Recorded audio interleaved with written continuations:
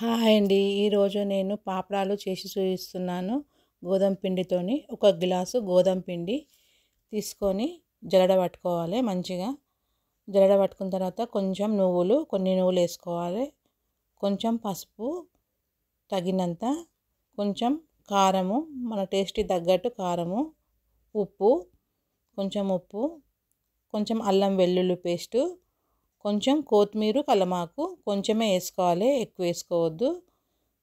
వేసేసుకొని మొత్తం అంతా కలుపుకోవాలి.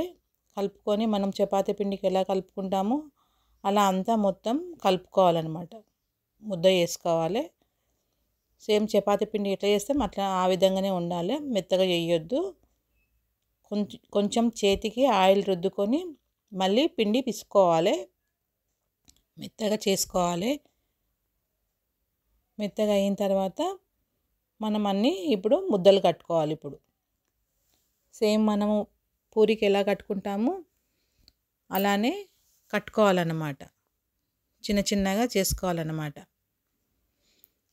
సేమ్ మనం పూరీలు ఎలా చేస్తామో అలానే చేస్తాము. పూరీలోమో కొంచెం దొడ్డుగా ఉంటాయి, దానికన్నా పూరీ కన్నా కొంచెం సన్నగా చేసుకోవాలి.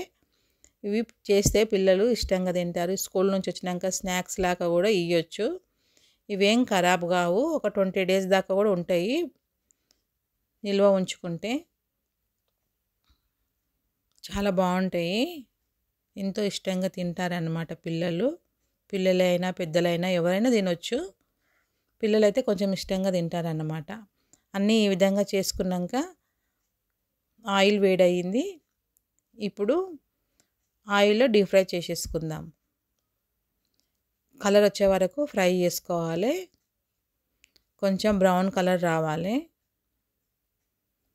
ఒక్కొక్కటే ఫ్రై చేసుకోవాలి. ఒక్కొక్కటి ఫ్రై చేసుకుంటే మంచిగా ఫ్రై అవుతాయి. చూడండి, అటు ఇటు తిప్పుతుండాలి అప్పుడప్పుడు, లేకపోతే ఒకటే సైడు ఫ్రై అవుతుంది. ఈ కలర్ రాగానే తీసేసుకోవాలన్నమాట. మళ్ళీ కావాలంటే మళ్ళీ వేసుకోవచ్చు, ఒక్కొక్కటి ఫ్రై చేసుకోవచ్చు.